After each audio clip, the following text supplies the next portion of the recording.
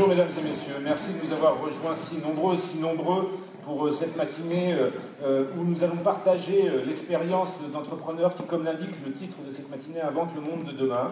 J'espère qu'ils vont vous donner d'autant plus envie d'entreprendre en vous prouvant qu'il est possible, oui, de réinventer, de réenchanter à peu près tous les business, avec de la technologie certes, mais pas que, parfois aussi avec du marketing, d'une vision originale de l'organisation ou des partenariats, en travaillant également en nouant des alliances entre entrepreneurs. Et j'espère que cette matinée va contribuer à battre en brèche le fameux « ça ne marchera jamais » qui fait tant de ravages et qui réfrène les énergies créatrices depuis si longtemps dans ce pays. Vous allez avoir là tout un tas de contre-exemples qui vont vous prouver qu'au contraire, il est possible de rêver en grand, d'espérer et de réussir à faire grandir son entreprise rapidement. Et ça va nous rapprocher de la fameuse devise qui était chère à Steve Jobs, « Stay hungry, stay foolish », restez affamés, restez fous, et vous voyez que ça peut marcher et faire des business exemples de la capacité. Alors, on a la chance d'avoir un territoire d'engagement et de coopération et de collaboration. Ça, c'est énorme. En fait, en Pays de la Loire et en Loire-Atlantique, les gens travaillent vraiment étroitement ensemble. Ça donne des choses formidables. Il y a des boîtes qui ont fait des progressions phénoménales, comme Eurofins, qu'on peut citer par exemple, qui est une boîte aujourd'hui qui est implantée dans le monde entier avec plusieurs dizaines de milliers de personnes, donc des grosses success stories, mais aussi... leader mondial dans le domaine des tests de sécurité alimentaire. Voilà, donc on ne se dit pas en lançant une boîte de tests de sécurité alimentaire qu'on va faire un monstre, une entreprise qui est à la fois... Je crois qu'on a un enjeu de collaboration, encore une fois. Les entreprises ne grandissent pas seules. Bien sûr, il y a l'effort commercial, bien sûr, il y a l'innovation, bien sûr, il y a les brevets, et pour ça, on a des fonctionnements en initiation qui sont plutôt bons. Et ensuite, c'est le partenariat et la contribution. Il faut qu'on se rapproche plus de tous les réseaux d'entreprises qui existent. Il faut qu'on travaille avec les chambres de commerce. Il faut qu'on travaille avec les gens qui sont là aujourd'hui, des acteurs et des fédérateurs de développement. Et donc, et qu'on soit dehors, il faut sortir, il faut être ici, il faut intervenir le plus possible pour pouvoir montrer à la fois en coopération et à l'extérieur ce que l'on fait. Ouais, c'est un sport de contact, comme je dis si souvent. Valentin, votre analyse à la fois sur la réalité de cette émergence d'entreprises innovantes, peut-être plus forte aujourd'hui que dans la France il y a encore 5 ans, et puis sur les success story modèles pour vous. Donc moi j'abonde tout à fait dans le sens de Yann. Alors j'ai noté quelques chiffres. Sur l'année 2015, les montants levés par des startups ont quadruplé par rapport à 2014. Je pense que c'est un signe qui est positif. C'est un signe qu'il y a de l'argent disponible pour accompagner les entreprises, peut-être davantage que... Mais peut-être aussi qu'il y a plus de projets qui arrivent. Alors je note notamment l'augmentation du nombre d'incubateurs. C'est presque devenu habituel qu'une école fonde un incubateur et pousse ses propres étudiants à aller faire pousser leurs idées. Je trouve qu'effectivement il y a un écosystème à Nantes qui est vraiment...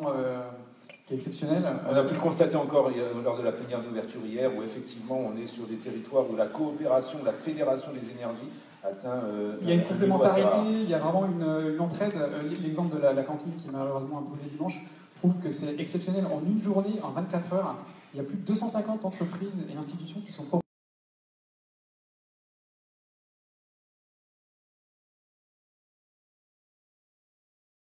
Mais il faut se féliciter. Quelques exemples de boîtes, quelques trajectoires de croissance qui vous marquent particulièrement. Alors moi je travaille au-delà de nos témoins je travaille plutôt dans les early stage par rapport aux startups.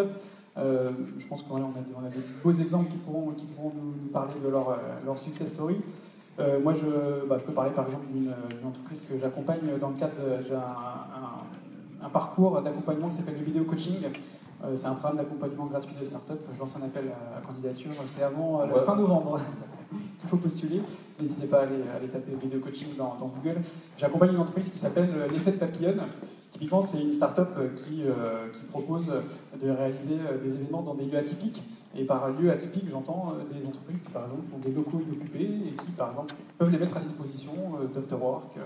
C'est une entreprise, typiquement, elles sont deux. Elles sont promis un bel avenir. Et voilà, moi ça me fait plaisir de les accompagner. Le business de la teuf a toujours besoin d'être... Et là, en l'occurrence, ça va dans le bon sens.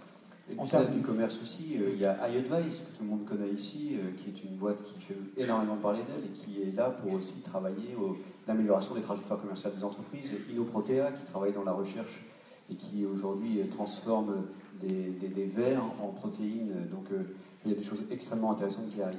Il y a un point que je voulais aussi dire, c'est on a aussi une école de design à Nantes. Remarquable. Une école de design remarquable. On a probablement la meilleure école de design au monde.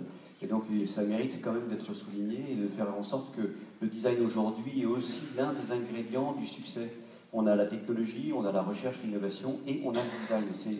Les principales réussites aujourd'hui sont liées au design. Alors il ne fallait pas me lancer là-dessus, Yann, parce que pour avoir eu la chance de croiser Christian Guellerin depuis de longues années, vous avez ici un visionnaire qui a vu très tôt effectivement la nécessité de l'interaction entre le design et les entreprises innovantes.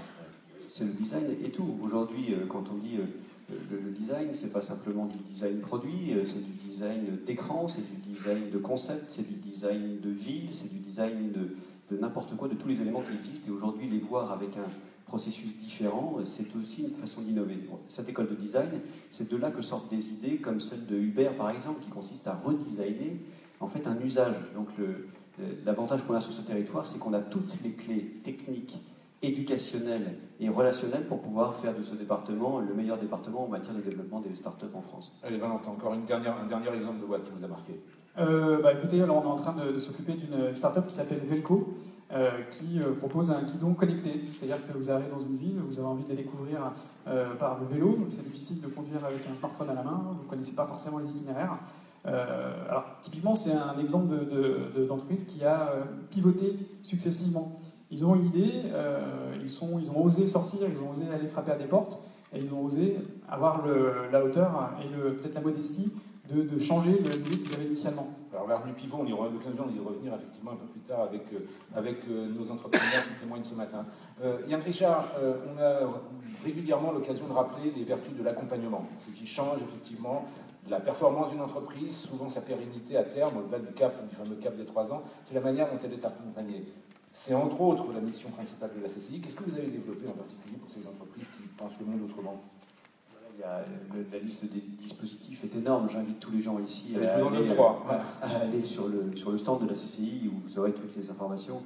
Il y a entre autres des programmes d'accompagnement à l'innovation qui sont très intéressants et des accompagnements au développement commercial, donc avec le programme Dynamique qui est très intéressant aussi et qu'il ne faut pas hésiter à aller faire pour pouvoir travailler et être accompagné sur le développement de vos entreprises et aussi vous aider à l'accessibilité aux accompagnements financiers qui peuvent être payés, financés par la région. Donc ça, vous trouverez ça à la CCI. Mais c'est aussi la Connecting Place, qui est l'endroit, qui est un peu the place to be en matière de connexion et de demain en matière d'innovation et de start-up. Elle est où cette Connecting Place pour ceux qui découvrent ? Eh bien écoutez, elle est juste derrière la Chambre de commerce, donc pas devant la Loire, mais juste derrière. Vous ne pouvez pas la louper en remontant vers Saint-Herblain. Top, vous voyez le gros logo Connecting Place. Et c'est là l'endroit de contact pour pouvoir faire vos événements en matière d'innovation digitale. Alors, Valentin Castelli-Quérec, qu'est-ce qui manque encore dans cet écosystème qui a beaucoup évolué pour que ces entreprises soient peut-être plus nombreuses à grandir et qu'elles grandissent encore plus vite ou plus loin ? Alors moi, je vais répondre en 3 points, rapidement, rassurez-vous. Je pense que ce qui manque à Nantes, c'est un rachat, c'est-à-dire une entreprise qui a cru très vite, qui s'est beaucoup valorisée, qui a été revendue, et en fait, il nous manque un Xavier Niel à la nantaise, qui pourrait irriguer sur d'autres entreprises en termes de valeur et de conseils. Et qui ensuite investirait, ferait de l'entrepreneur venture. Il y a un autre point qui peut-être qu'on pourrait mettre en avant, c'est le fait qu'on a des divisions générales de grands groupes, mais pas forcément des divisions, mais pas forcément des directions générales de grands groupes. Et on sait que quand on invite les startups à aller jouer avec des grands groupes, souvent ça peut faire des... Ça, c'est un sujet sur lequel on reviendra. Il est cher à notre ami Hubert de Boisredon en particulier, c'est un monsieur de bataille. Et puis à un niveau plus national, peut-être la manière dont on pourrait changer l'épargne en investissement dans l'économie réelle, dans les grandes entreprises, enfin dans les startups. Et peut-être. Ça tombe bien, il y a une campagne électorale, vous avez la fin de pouvoir faire passer le message. C'est bien de comment dire. L'Angleterre, c'est la première place en termes de levée de fonds. C'est bien de s'inspirer de ce qu'ils font aujourd'hui, peut-être pas de ce qu'ils ont fait il y a 30 ans. Mais voilà, c'est un exemple qu'on peut avoir en tête. Et dernier point, peut-être l'instabilité fiscale. Moi, j'accompagne des entreprises sur des sujets comme le crédit impôt recherche, le statut de jeune entreprise de vente. En France, on peut modifier les règles en cours de route, dans des lois de finances rectificatives. On peut faire des instructions fiscales qui arrivent le 14 avril pour une deadline le 15. Peut-être qu'on arrête de faire ça. Ensuite, il y a la manière dont tout ça est appliqué. On a rencontré récemment un patron d'entreprise, le dirigeant d'une ETI, qui était bénéficiaire du CICE. Il va recevoir son premier crédit d'impôt du CICE en mai 2017. Voilà. Ça s'appelle le time to market, une version fiscale. Yann, une réaction? Justement, un point de financement à la Chambre de commerce et d'industrie est hébergé NAPF, Nantes Atlantique Place Financière. Il faut savoir que c'est quasi une exception en France. Vous avez auprès d'un seul contact, NAPF, l'ensemble de la place financière qui réunit, c'est-à-dire les gens qui sont les banquiers bien sûr, mais aussi tous les business angels qui sont là, tous les établissements de crédit, les fonds, etc. Tout est regroupé autour de NAPF. Vous avez la possibilité d'accéder à tous ces éléments qui touchent à la finance directement à la Chambre de commerce. Et ça n'existe effectivement guère qu'à Nantes et à Lyon avec le financement. C'est pas si fréquent sur le territoire. Donc c'est important. Pour les aider, alors effectivement, il n'y a pas un Xavier Niel, mais il y a NAPF. Et dans NAPF, normalement, si votre projet est bon, il n'y a pas de problème d'argent. Ça n'existe pas les problèmes d'argent pour lever de l'argent. Quand on a de bonnes idées, quand on a des bons projets, on trouve forcément les bons financements. Après, c'est l'art du pitch. Valentin, pour revenir sur les différentes dimensions d'innovation, ça c'est une marotte toute personnelle, je ne vous le cacherai pas. On parle souvent d'innovation, on limite ça à l'innovation technologique, alors qu'il y a tout un tas d'autres facettes potentielles de l'innovation et des leviers qui peuvent être particulièrement puissants. On évoque le design avec Yann, on peut parler aussi du marketing. Quelques bonnes pratiques, quelques conseils sur le bon usage de ces divers leviers. Moi, sur ces idées, je ne me fais pas souci. C'est-à-dire que moi, par exemple, je suis jury de comité de sélection, de crash test, de soutenance.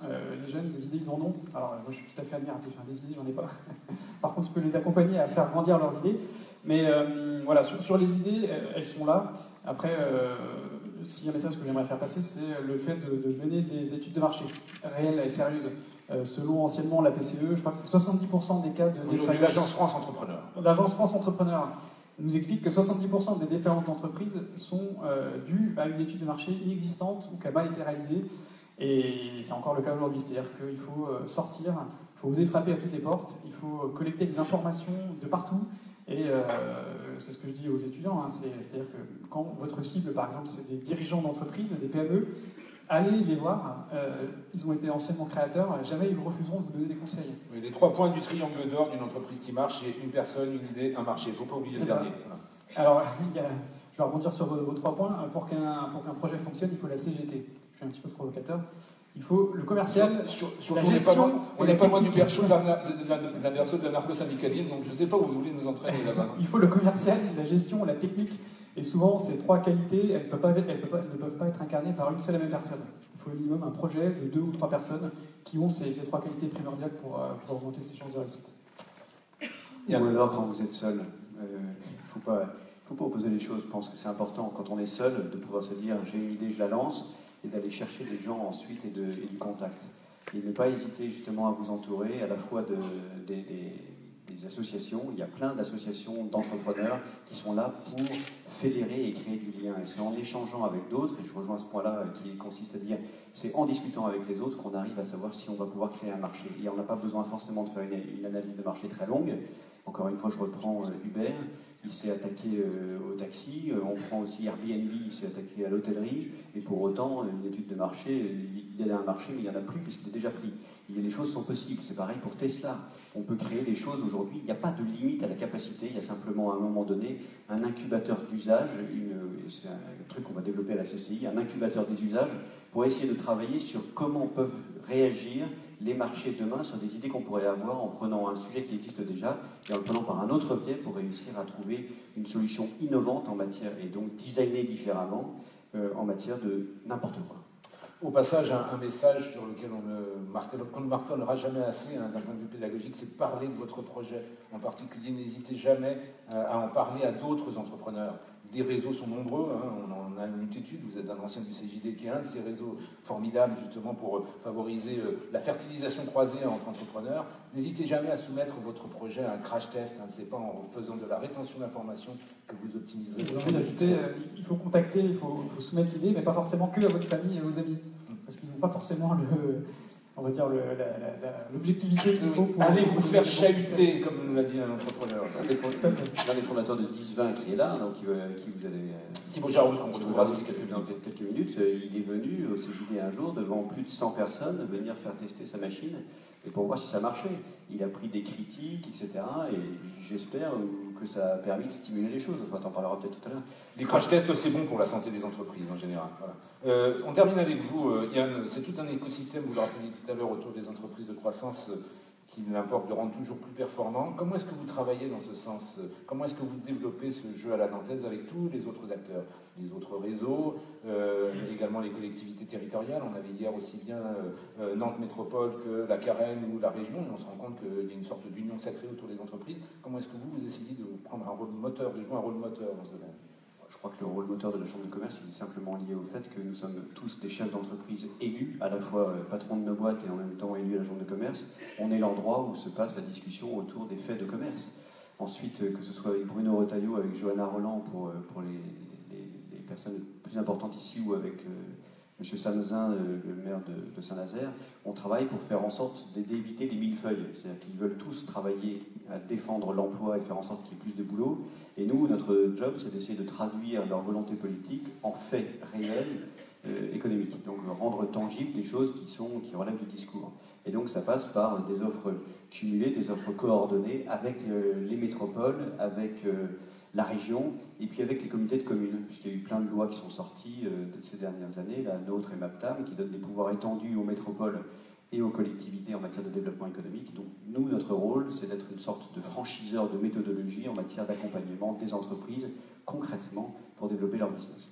Merci beaucoup, messieurs, pour nous avoir fait partager votre expertise, ce regard panoramique que vous nous avez sur toutes ces réalités économiques, et nous avoir fait bien comprendre qu'il y a aussi ici un territoire et toute une communauté entrepreneuriale, une communauté d'experts qui est prête à accueillir des projets et à soutenir des projets comme les vôtres. On va retrouver donc nos entrepreneurs. On a la chance effectivement d'avoir une superbe brochette de développeurs d'entreprises de croissance. On va commencer avec vous tout de même, madame, parce que ça manque de femmes depuis le début de cette session. Donc, Odile Duvaux, vous êtes la présidente de Xenotera. Vous avez à vos côtés Yazid Chir, qui est le cofondateur de Bebound. Thibaut Jarousse, on l'a déjà évoqué, cofondateur de 10-20. On passe de l'autre côté, Cyril Le Floch, le cofondateur de Covisio, et Hubert Lebois-Redon, qui est le président-directeur général du groupe Armor, une des ETI les plus en pointe, effectivement, de l'écosystème régional. On va commencer avec chacune et chacun d'entre vous, une sorte de petit élévateur piste, comme vous avez dû en faire maintes fois depuis vos débuts dans la carrière entrepreneuriale. J'ai envie de vous demander, puisqu'on est là sur une thématique inventer le monde de demain, donc apporter quelque chose de véritablement nouveau sur votre marché, quel est le facteur de différenciation que vous avez cultivé et qui aujourd'hui porte le succès de votre entreprise? On commence avec vous, Odile. Bonjour. Donc nous, on fait des nouveaux médicaments. Donc ça, c'est déjà simple. Hein. Alors en même temps, il y a du monde sur les temps sur le marché, on dit parfois qu'il suffit de rencontrer un médecin pour qu'il vous explique qu'il a trouvé le truc qui va sauver le quart de l'humanité et ouvrir un marché de quelques milliards d'euros. Donc nous, c'est différent, forcément, parce que nous, c'est vrai. Alors, plus sérieusement, ce qu'on fait... Oui, mais ensuite, il faut apporter la preuve du concept. Voilà, exactement, j'arrive là. Donc, nous, ce qu'on fait plus précisément, c'est qu'en fait, on développe des nouveaux médicaments pour soigner un certain nombre de maladies graves sur des marchés déjà existants. On a pris des marchés qui existent depuis longtemps, qui consistent à faire des soins à partir des animaux, mais on a introduit chez l'animal les dernières innovations en matière de génétique et de biologie moléculaire. Je ne vais pas rentrer dans des choses trop techniques, mais en gros, ce qui fait qu'on a des médicaments extrêmement innovants qui vont permettre de soigner des choses graves, hein, comme les greffes, Ebola, Zika, pour prendre des choses un peu à la mode, entre guillemets, si j'ose dire, et puis même le diabète. Mais ça parce qu'on a une technologie profondément innovante dans la façon de concevoir le médicament et qui vient, j'allais dire, qui est intrinsèque à l'animal. Yazid, on est dans un secteur d'activité différent, mais votre facteur de différenciation à vous, votre petite musique. Alors, nous, on a développé il y a maintenant 5 ans une technologie qui répond à une problématique qui est de réduire la fracture numérique mobile mondiale, puisque dans le monde aujourd'hui, il y a à peu près 4 milliards de personnes qui peuvent téléphoner avec un mobile, mais qui n'ont jamais été connectées à l'Internet mobile. Et en fait, nous, on a réussi à développer une technologie qui permet de compresser massivement l'Internet quand c'est disponible, parce que comme l'eau dans les pays émergents, c'est une ressource rare. Et quand il n'y a plus du tout d'Internet, en fait, on passe par le réseau le plus déployé au monde, qui est le réseau 2G, qui permet de téléphoner, même quand il n'y a plus de GPRS, Edge, de Wi-Fi 3G. Et on fait passer l'Internet par ce réseau qui couvre 95% de la population. Et donc notre innovation, notre facteur différenciant, c'est le fait qu'on soit parti de l'autre côté et qu'on met en avant une innovation frugale avec ce qui existe sur place déjà. Yazid, comment est-ce qu'on se lance dans un projet aussi prométhéen? Parce que là, c'est quasiment, on veut changer la vie de 4 milliards d'humains. Donc comment est-ce qu'on se lance dans une aventure comme celle-ci? Qu'est-ce qui vous a poussé au départ? Qu'est-ce qui m'a poussé? En fait, moi, j'avais créé une première start-up dans le domaine du cloud en 98, qui est devenue une filiale d'Orange en 2006, qui est devenue la filiale virtualisation d'Orange Business Services. Et en 2011, quand j'ai rendu les clés de mon bébé, j'ai été nommé vice-président de la prospective cloud au niveau monde chez Orange Business Services. C'est un beau métier. C'était un beau métier. Et en fait, j'ai pu partir voir ce qui se passait un peu dans le monde. Et j'ai emmené un groupe de directeurs informatiques et de grands clients d'Orange avec moi en Chine. Et on a pu rencontrer le président de China Mobile, qui est le plus gros opérateur au monde, avec 650 millions de clients à l'époque. Aujourd'hui, ils en ont 750 millions. Et il nous expliquait que sa stratégie autour du cloud, parce que c'était le sujet, que le cloud, c'était les fondations de sa stratégie sur les 10 prochaines années, qu'il allait, en fait, avec une roadmap, bâtir 1 million de mètres carrés de data center, avec des villes qui nous affichaient, sur les 3 années qui allaient venir, et que sa stratégie sur les 10 ans, c'était d'utiliser, alors il nous a montré ce qu'il avait, c'était d'utiliser ça, un smartphone, dans un business model équivalent à celui des imprimantes, en disant que dans quelques années, ça ne coûterait plus rien, et qu'on allait faire passer des millions et des millions de services dans ce device connecté à une quantité d'informations quasiment infinie. Et son objectif, c'était de fournir ces millions de services à petit prix ou gratuits à l'ensemble des Chinois. Et en fait, l'enjeu de tout ça, de cette révolution du mobile, c'est l'accès en tout lieu. Et je suis revenu de Chine en me disant, mais j'y étais allé 5 ans avant, ils étaient au stade préhistorique et nous on était dans le futur. J'y suis retourné en 2011, donc c'était en 2005, et en 2011, ils étaient eux passés dans le futur et nous on était en retard. Et je me dis, il y a une méga révolution qui est en train d'arriver avec ce tsunami en fait de la révolution du mobile. Et j'ai rencontré une personne qui s'appelle Albert Schulman, en revenant de Chine, qui m'explique qu'il vient de monter une start-up en rachetant une technologie, une boîte canadienne pour à peu près, qui avait investi à peu près 20 millions de dollars, mais qui s'était plantée. Donc on l'a racheté pas cher. Et sa technologie, c'est ce que je venais de vous expliquer, c'est-à-dire faire passer l'Internet sur le réseau le plus déployé au monde, qui couvre 95% de la population. C'est pour ça que je voyais l'histoire, je voulais l'histoire, parce que vous voyez, gardez vos antennes, laissez-vous surprendre, et puis ensuite aussi la fameuse sérendipité, les hasards, les rencontres, et aussi rester toujours ouvert, non seulement sur des nouvelles réalités, mais aussi sur ce que peuvent développer des interlocuteurs sur lesquels vous tombez presque par hasard. On change complètement de business pour vous montrer que définitivement il est possible d'innover dans tous les secteurs. Divin, voilà. Thibaut. Bonjour à tous. Donc en fait Divin, on a développé la Divine qui est le premier sommelier connecté au monde. Et on est arrivé dans un business, donc le vin, notamment en France, qui est empreint de beaucoup de traditions qu'on a voulu dépoussiérer par rapport à 2 grandes tendances de fond, qui sont quand les gens sont à la maison, ils veulent la même qualité qu'au restaurant, avec du service à l'unité. On s'est inspiré de ce qui se passait. Oui, parce qu'avec modération quand même, Thibaut. Avec modération. Avec modération. Alors moi je peux dire sans modération, parce que j'ai pas... Mais moi en tant que média, non, je peux pas. Non, avec modération, et vraiment le credo c'était on boit moins, mais avec des grands crus. Et donc on a vu ce qui se passait avec Nespresso, avec SodaStream, avec la bière, on s'est dit, mais c'est dingue, là où c'est le plus compliqué à servir et là où ça coûte le plus cher dans le vin, il n'y a rien. Et si c'est pas en France qu'on arrive à apporter cette innovation, parce que le vin c'est un secteur d'excellence, c'est quand même dommage. Donc on a développé un concept autour de 3 ingrédients. Le premier, c'est un système de bar à vin en fait, pour chez vous, donc avec des flacons qui se présentent comme ça. Donc chaque flacon fait un verre, il y a une puce électronique sur chaque flacon, et quand vous avez des amis à la maison, vous leur donnez la carte des vins, comme au restaurant, donc ils peuvent choisir entre un Pomerol, un Saint-Émilion, un Chablis Premier Cru, et ainsi de suite. Et donc il y a une machine qu'on a développée qui s'appelle la Divine, qui permet de mettre ces flacons à la bonne température et bien carafés en 1 minute.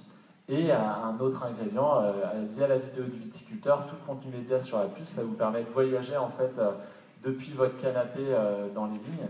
On s'est aperçu, on a fait pas mal de changements depuis le début, j'en reparlerai un petit peu après, qu'il y avait d'autres applications, d'autres marchés, mais vraiment la proposition de valeur, au départ de Divin, c'est ça, c'est de dire il y a plein de nouveaux usages, 2/3 de la consommation de vin au restaurant, c'est le vin au verre, et on va faire quelque chose pour les particuliers. Oui, la tech, là, elle est à service de l'usage. En fin de compte, on observe, on change la fameuse expérience client. C'est-à-dire que c'est le même produit, c'est un produit millénaire, ou combien. Voilà. Mais l'expérience client devient complètement différente. Exactement. Et le vrai problème du vin, en fait, c'est qu'il faut tout planifier. Il faut acheter ses bouteilles à l'avance, il faut la mettre dans le réfrigérateur, il faut la mettre dans la carafe. Et puis quand vient l'ouverture de la bouteille, on se dit, mais en fait, on est deux, est-ce qu'on va vraiment s'ouvrir une bouteille à deux, sachant qu'on n'a pas les mêmes goûts et qu'on veut deux vins différents. Avec Divin, ce qu'on a voulu faire, c'est vraiment un peu retourner la table et se dire, vous avez envie, vous faites. Et c'est ce qui a vraiment plu sur le marché américain à Las Vegas en début d'année, c'est le côté convenience qui n'existait pas suffisamment dans ce marché-là.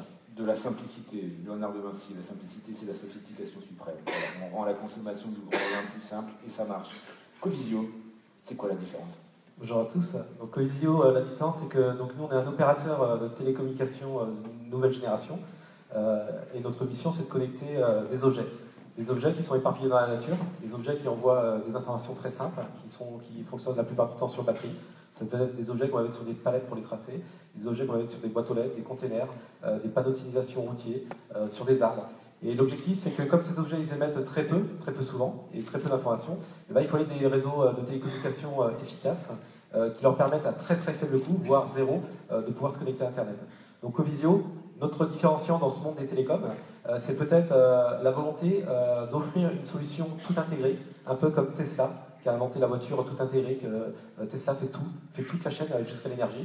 Covisio, on fait les objets jusqu'à la connectivité et les applications sur Internet pour nos clients qui peuvent être des PME, des ETI, des grands groupes. Alors je vais jouer le crash test ambulant, mon cher Cyril. Alors je veux bien qu'on connecte tout, mais alors convainquez-moi de l'intérêt d'une boîte aux lettres connectée. Voilà, bien ne l'est pas et ça va très bien comme ça. Alors, l'intérêt d'une boîte aux lettres connectée, c'est très simple. C'est un bailleur social qui a des locataires qui sont ses clients. Aujourd'hui, il lui offre du confort en connectant la boîte aux lettres de son locataire, qui évite à son locataire soit d'aller à l'extérieur quand il pleut ou autre pour savoir si le facteur est passé. Si le facteur est en retard, il va aller 2-3 fois sa boîte aux lettres pour rien, il va être frustré. Et là, en fait, le bailleur lui offre une application de confort. Changez-moi le quotidien, en fin de compte, c'est ça. Tout à fait. Et il y a peut-être un business derrière. Hubert, on termine avec cette formidable ETI qui est Armor. Alors vous avez tout un tas de métiers, mais alors votre facteur de différenciation ou vos facteurs de différenciation, à la fois sur vos métiers, puis derrière il y a quand même une ligne de force, un projet, une vision d'entreprise. Alors oui, Armor, c'est une entreprise d'un style un peu différent parce que c'est on va dire une vieille entreprise qui a été créée à Nantes en 1922. Pas par vous, hein, vous avez pas par moi. Et qui était à l'époque spécialiste du papier carbone. On appelait l'Armor, c'était le papier carbone pour copier les devoirs des amis absents à l'école pour qu'ils ne ratent pas les cours. Hubert, je ne voudrais pas vous donner un coup de pied, mais on est de la même génération, je crois qu'il y a dans la salle des gens qui n'ont jamais vu le papier carbone. Oui, voilà. Bon, enfin, vous pouvez imaginer, vous savez, autrefois, il y en avait sur les contraventions, malheureusement. Donc, effectivement, comment une entreprise ancienne, qui aujourd'hui est spécialiste de l'encre et des consommables d'impression, on fait des cartouches d'encre, des cartouches laser pour entreprises, on est devenu leader mondial dans les rubans d'impression pour imprimer les étiquettes code barre. Alors comment une entreprise comme ça peut innover? C'est quoi la différence? Mais en fait, la différence, c'est notre savoir-faire. C'est-à-dire qu'on a relu notre savoir-faire, on s'est dit, nous, Armor, c'est pas d'abord les consommables d'impression, notre métier. C'est quoi? C'est qu'on sait faire de l'encre. De l'encre, c'est des formules chimiques, c'est des formules de polymères, on peut faire plein de choses, on peut inventer des tas de formules. On fabrique 40 tonnes d'encre par jour, on a des formulateurs, des docteurs en chimie, etc. Puis l'autre savoir-faire, c'est ce qu'on appelle l'induction de couches ultra minces sur des films minces. Vous savez, les rubans transfert thermique, c'est un peu comme les anciens rouleaux de fax. Alors je sais que beaucoup sont jeunes, c'est peut-être pas non plus les rouleaux de fax. Mais si vous voyez, c'est des rubans avec de l'encre imprimée dessus.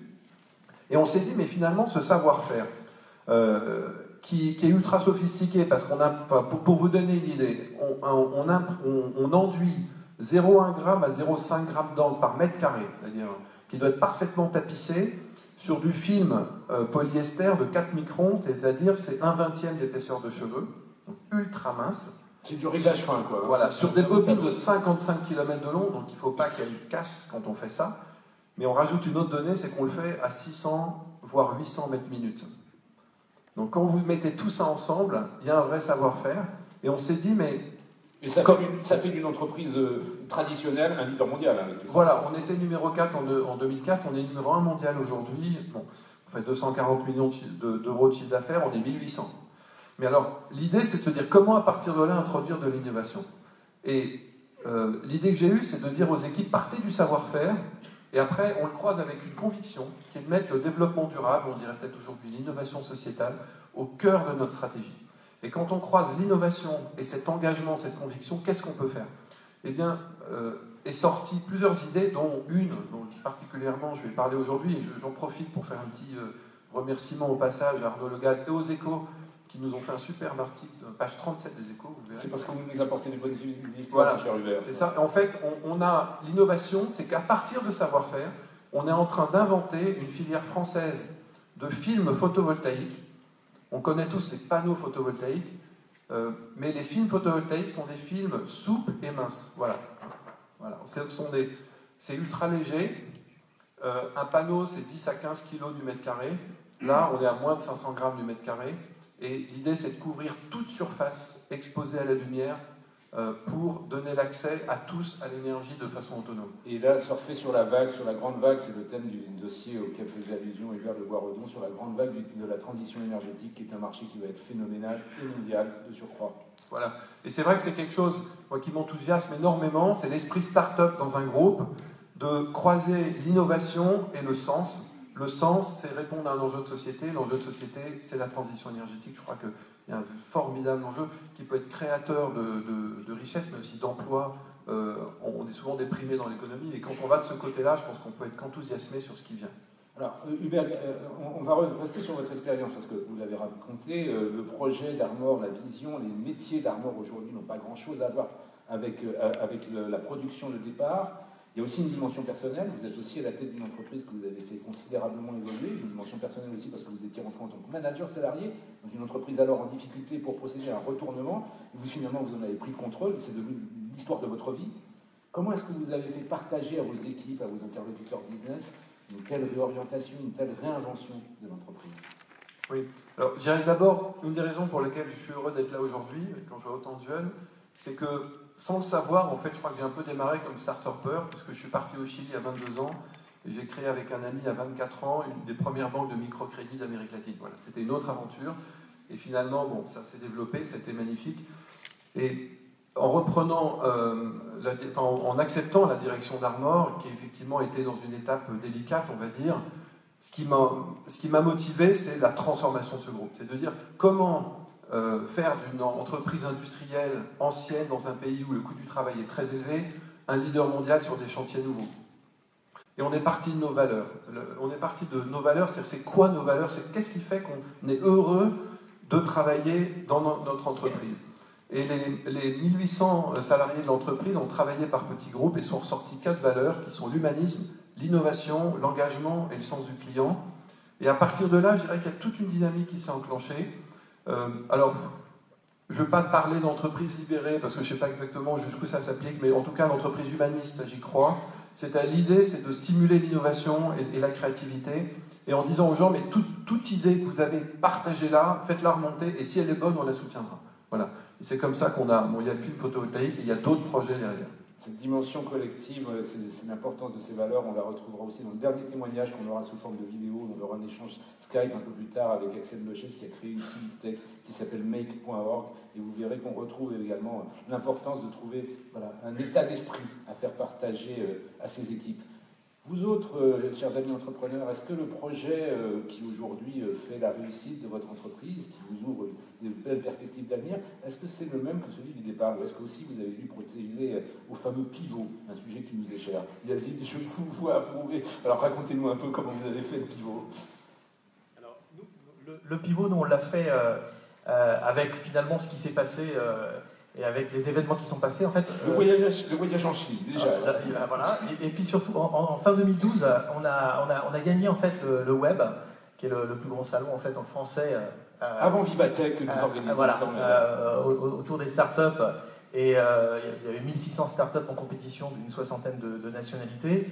Et en fait, on était la première startup qui était arrivée à la fin, française. Voilà. Et ça nous a permis en fait d'être repérés aux États-Unis, On a eu pas mal d'articles, notamment dans TechCrunch, qui est la référence.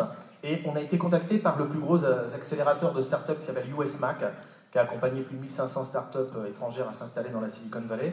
Et en fait, ils nous ont proposé un programme d'accompagnement qu'on a fait en 6 mois. On a fait une centaine de rendez-vous exec avec eux, et avec le patron Europe qui lui-même s'est impliqué, qui a fait tous les rendez-vous avec nous, Michel Kitaref, qui est d'ailleurs un ancien des Échos, puisque ça fait 25 ans qu'il est dans la Silicon Valley, et puis il était correspondant des Échos aux États-Unis sur tout ce qui était numérique. Il a écrit plus de 2000 articles.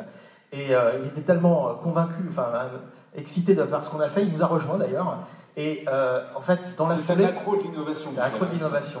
Et en fait, ce qu'ils nous ont obligés à faire quelque part, c'est à dire, c'est pas en France ou en Europe simplement qu'il faut commencer. Il faut que vous ayez une vision globale.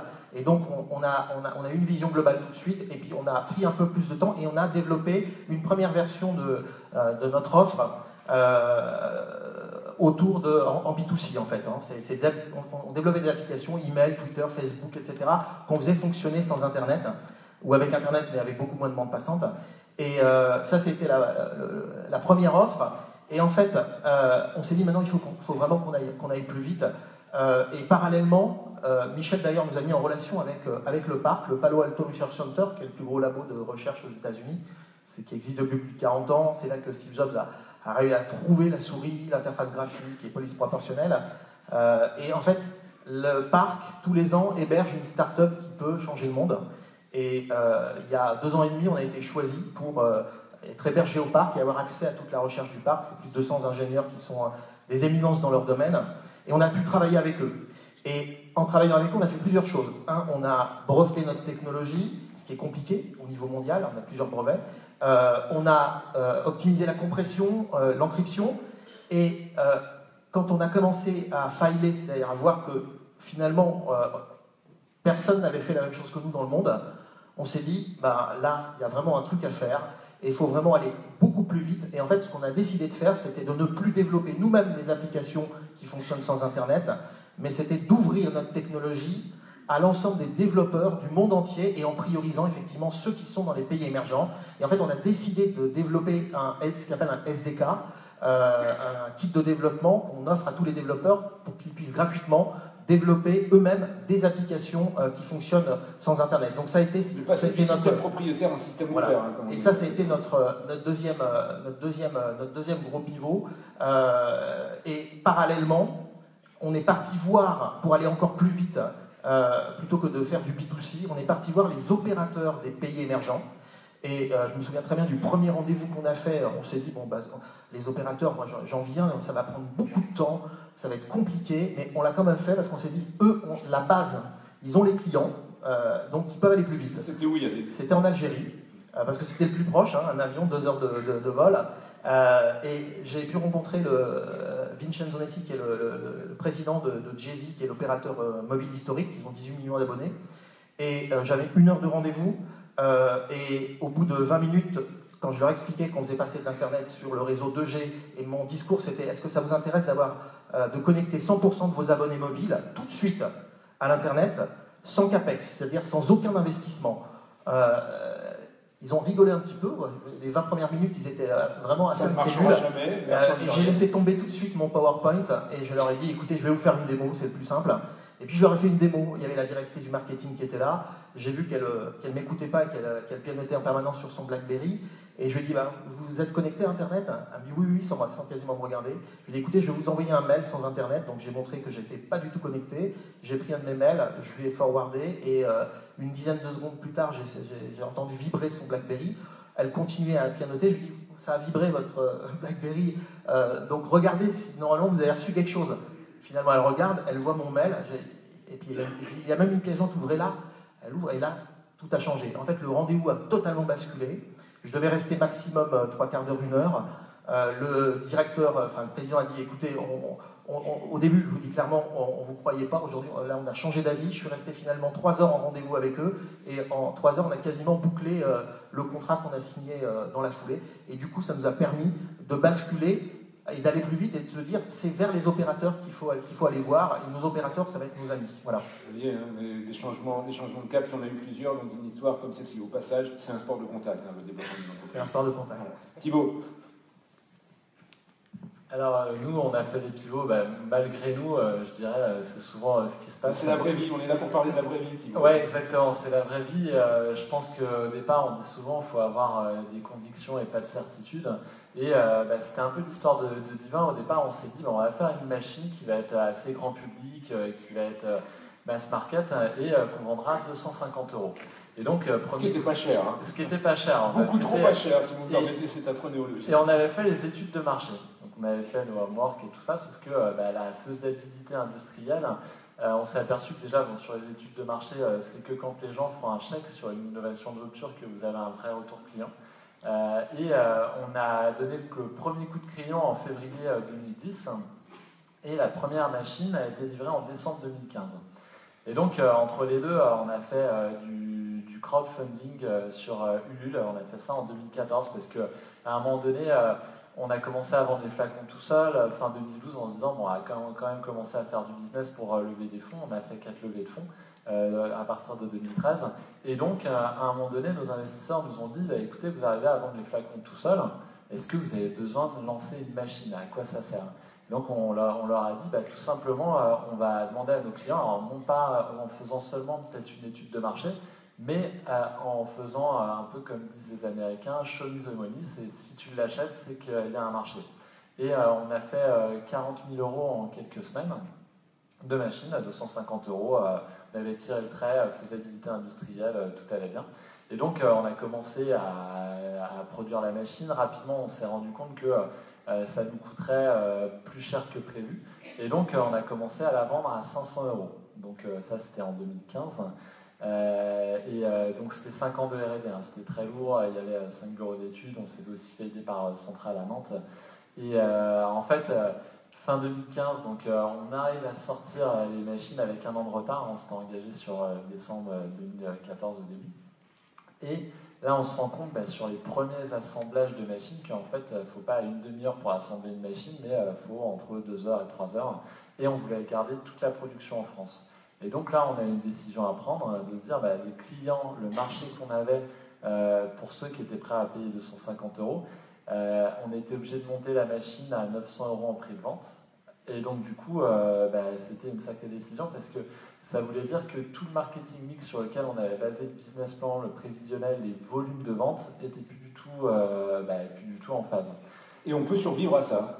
Et on peut survivre à ça. Alors ce qu'on a fait tout simplement, c'est que on s'est dit on ne va pas perdre de l'argent, parce que perdre de l'argent c'est quand même toujours compliqué. Alors il y a des entrepreneurs qui le font, il y a beaucoup de startups qui le font, mais moi, marge ou crève, hein. J'ai appris ça en agence de communication. Marge ou crève. Je pense que c'est un bon précepte. Moi, je viens de l'industrie, et du coup, ça nous semblait un peu contre nature de perdre de l'argent sur ça. Et c'était pas une super motivation d'aller voir les clients, de se dire chaque fois que vous faites une vente, vous perdez de l'argent.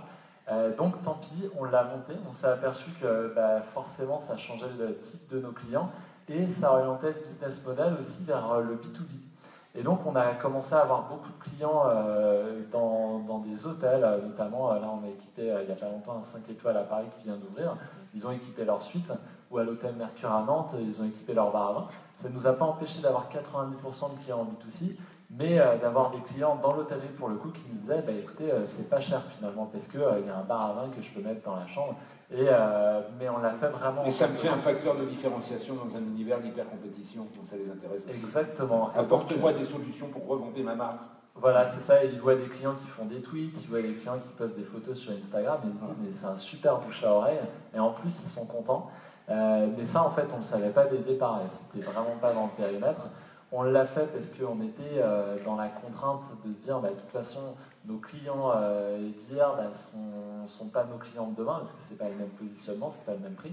Et dans le même temps, on s'est rendu compte que les gens voulaient plus de grands crus et voulaient des vins, étaient prêts à payer plus cher pour des vins plus prestigieux. Et vous vous retrouvez plus haut en gamme que vous ne l'imaginiez. Exactement. Et il n'y a pas de secret, en fait, on s'est rendu compte que le panier moyen des premiers clients était 4 fois plus petit que le panier moyen des nouveaux clients. Donc ça a aussi des vertus de se planter, voilà. La résilience, l'art de naviguer dans les torrents, la vraie vie d'entrepreneur. Odile, dans un univers aussi compétitif, aussi complexe que le vôtre, je veux bien croire que ça n'a pas non plus été un long fleuve tranquille. Racontez-nous vos changements de cap. C'est pas vraiment des changements de cap. Moi, je me retrouve assez bien dans ce que dit Hubert sur le fait que dans des métiers comme le nôtre, qui sont des métiers à fort investissement, il faut avoir un sens, choisir un sens pour l'entreprise et combiner le sens et l'innovation. Et c'est comme ça qu'on avance. Les valeurs, un concept cher à EY, la transformation doit être guidée par une finalité. Exactement. Alors c'est vrai, quand on fait des médicaments, c'est assez simple, entre guillemets, parce qu'on a envie de soigner les gens et de sauver des vies. Donc ça, c'est simple. Et donc ça crée quand même un sens sur lequel un cap général sur lequel on ne va pas forcément renoncer. Je vais prendre une comparaison triviale. Quand on fait le Vendée Globe, on veut quand même faire le tour du monde. En revanche, on ne sait pas quel vent on va rencontrer, quel vent on va rencontrer, quelle vague on va rencontrer. Donc nous, c'est plutôt des adaptations et de l'agilité au jour le jour sur les décisions, les allocations de ressources et les priorités. Donc on reste sur un cap qui ne change pas, et en revanche, on est agile. Donc je ne parlerai pas de revirement complet stratégique, mais plutôt d'adaptation. Alors concrètement, ce qui nous est arrivé, c'est qu'on avait au départ un premier médicament qui était dans le monde de la greffe. Et alors il faut dire qu'à Nantes, ici, on est quand même dans un environnement médical et scientifique extraordinaire pour la greffe et l'immunologie. Et donc on a décidé de développer ce nouveau médicament. Alors effectivement, on a rencontré, comme tous les gens qui font de la recherche et du développement, des difficultés. Donc un matin, on attend le résultat d'une expérience très importante et on découvre que justement ça n'a pas fonctionné. Donc là, c'est ce que j'appelle contourner l'obstacle. Plus largement, ce qui nous est arrivé, et ça c'était très intéressant, c'est qu'au fur et à mesure qu'on a avancé sur le développement de notre premier médicament, on s'est rendu compte que ça pouvait servir à d'autres applications auxquelles on n'avait pas pensé. Donc nous, on était partis sur la greffe, et on s'est rendu compte qu'on pouvait attaquer des marchés très différents qui sont ceux des virus. Donc je vous ai parlé d'Ebola, mais il y a aussi le coronavirus, donc des virus qui sont des problèmes de santé publique et d'épidémie, avec des problèmes de mortalité très importantes, comme on le sait. Avec un effet de masse beaucoup plus important. Hein, parce que... Alors effectivement, donc des marchés différents et effectivement des enjeux, des investissements très différents. Donc là, vous êtes un peu face au choix qui est de se dire, est-ce que je continue sur mon premier produit, est-ce que je développe d'autres produits. Donc nous, on a fait un choix qui est de dire, il faut saisir les opportunités. Donc on essaye de gérer l'ensemble des produits en portefeuille. Je ne vais pas dire que le meilleur gagne, parce que ce serait un peu rude, mais il y a l'idée que l'innovation interne, avec un effet de plateforme, eh bien vous vous dites que vous avez un pool de produits et qu'il y en a un certain nombre qui sont susceptibles de gagner. Et peut-être que vous en ferez gagner un, peut-être que vous en ferez gagner deux, peut-être que vous en ferez gagner 5. Mais on essaye d'accélérer sur cet effet de plateforme. Ça veut dire aussi qu'il faut adapter son organisation pour lui donner plus d'agilité, se mettre en configuration aussi de pouvoir fail fast, échouer rapidement, si on se rend compte qu'on s'est engagé sur une voie qui porte moins de fruits que l'on imaginait. Alors effectivement, plus vous investissez de ressources, et dans notre métier de biotech, on a des investissements qui sont importants, plus il est indispensable de se poser la question de savoir en quoi vos investissements peuvent se récupérer si vous changez d'application. Mais ça, je pense que c'est notre lot à tous. Voilà. Donc effectivement, vous devez cultiver l'agilité. Moi, je pense que l'agilité, c'est le maître mot. C'est-à-dire, vous devez être ouvert aux opportunités. On est ouvert aux opportunités. On rencontre des gens. Et alors nous, dans la médecine, les opportunités, elles sont essentiellement scientifiques. Hein. Il y a des choses qui sortent, des nouvelles découvertes. Donc on doit être capable de les saisir. Notre organisation en soi, elle nécessite beaucoup de fluidité. C'est-à-dire que les gens qui travaillent, il faut qu'ils échangent. Vous avez des gens qui sont connectés au marché. Vous avez des gens qui sont plus connectés à tout l'aspect du process de développement, vous avez des scientifiques purs. Il faut arriver à marier tout ce petit monde. Hein. C'est pas toujours évident, hein, parce que les scientifiques, eux, ce qui les intéresse, c'est de comprendre. Nous, et votre boulot de dirigeante, c'est justement d'accorder ces violons dont on voit bien qu'ils sont assez différents les uns des autres. Voilà, exactement. Donc on essaye, enfin moi ce que je m'efforce de faire, j'ai une petite équipe, hein, on est moins de 10, mais on a tout un réseau de fondateurs, de scientifiques, de partenaires, qui sont les partenaires financiers, les partenaires médicaux, les partenaires scientifiques. Et le tout, c'est effectivement de fédérer tout le monde. C'est là où la notion de sens et innovation, pour moi, me parle bien, parce que c'est à ce moment-là que vous portez, alors en tant qu'entrepreneur, hein, je sais qu'il y a des tas de futurs entrepreneurs dans cette salle, vous portez votre rêve. Et vous avez dit, innovateurs, ces entrepreneurs qui inventent le monde de demain. Le propre de l'entrepreneur, c'est qu'il veut transformer le monde. Et si on n'est pas soi-même porteur de ça, c'est comme ça qu'on fédère les gens. Il veut transformer le monde ou il veut transformer la vie de ses clients? Alors, oui, effectivement, vous avez raison. Il veut transformer le monde en passant par des clients, en passant par une réalité très concrète, opérationnelle, une valeur ajoutée, quelque chose qui fait du bien à ceux qui le paieront, ou d'ailleurs ne le paieront pas, parce qu'il y a des business models où vous transformez le monde en vendant quelque chose de gratuit. Mais on va voir tout à l'heure que c'est voilà. subtil. C'est pas si... Mais effectivement, en transformer le monde, en trouvant donc des personnes dont ça transforme la vie, bien évidemment, donc des clients, donc du commercial, donc un marché. Cyril, on ne vous a pas entendu, mais je veux bien croire que de toute façon, à un moment ou à un autre, il a fallu donner quelques coups de godille, comme on dit. Voilà, on a aussi un peu pivoté. Ouais. Sauf que nous, en 2009, on a démarré sur une feuille blanche, sur une problématique qu'ont les opérateurs de téléphonie mobile dans les pays émergents, en Afrique notamment, où ils mettent des pylônes. Marché gigantesque. Hein. Marché très, très important. Où ils mettent des pylônes. Quelques centaines de millions de clients francophones, ça peut être intéressant. Tout à fait. Ouais. Où pour connecter vos smartphones, en fait, ils déploient des antennes, des pylônes, et comme l'électricité n'est pas très fiable, ils mettent des groupes électrogènes pour alimenter tout ça. Donc nous, on leur a créé une solution qui permettait efficacement de contrôler que leurs antennes étaient bien alimentées. Et dans des environnements comme le Sénégal, le Mali, on était au Nigeria, en Tanzanie, on a même couvert l'Irak, aujourd'hui on couvre le Pakistan. Et on était dans des situations, dans des solutions très robustes. Et nos investisseurs nous disaient, mais vous faites jusqu'à maintenant, jusqu'à 2014, on faisait encore 95% de chiffre d'affaires à l'export. Et nous posaient toujours la question, mais pourquoi vous ne revenez pas en Europe, en France, il y a sûrement un marché pour vous. Et nous, on était un petit peu aveuglés, on était un peu la tête dans le guidon, on se disait, non, on ne voit pas trop les choses. Par contre, en 2013-2014, pour être dans les conditions de nos clients, parce qu'on déployait sur des étendues assez importantes, il fallait qu'on ait un laboratoire un peu grandeur nature, et donc on a commencé à déployer nos propres antennes sur Angers, sur les toits d'Angers, pour dire voilà, il faut qu'on se mette dans les conditions où on puisse connecter, faire des tests à 30, 40, 60 km pour pouvoir tester tout ça avant d'envoyer ça dans des territoires comme la Tanzanie où une fois que vous avez déployé, pour y aller, c'est très compliqué. Et là, en parlant dans des tables rondes comme celle-ci, avec notre écosystème local à Angers, en fait, des entrepreneurs, des CRL, des PME sont venus nous voir en disant mais moi j'ai des armoires électriques, j'ai des VMC, j'ai des boîtes aux lettres, finalement je pourrais utiliser votre réseau. Et c'est là où on a réalisé qu'avec notre technologie et notre savoir-faire, on pouvait ouvrir notre propre réseau public pour mettre à disposition ce service de connectivité à des sociétés qui n'ont pas les moyens de déployer leur propre réseau. Et vous aviez un marché B2B peut-être encore plus important. Voilà, on avait un marché B2B. Un peu comme Thibault. Tout à fait. Et donc on est allé revoir nos investisseurs en disant voilà, on veut déployer notre propre réseau public en France, il nous faut 10 millions.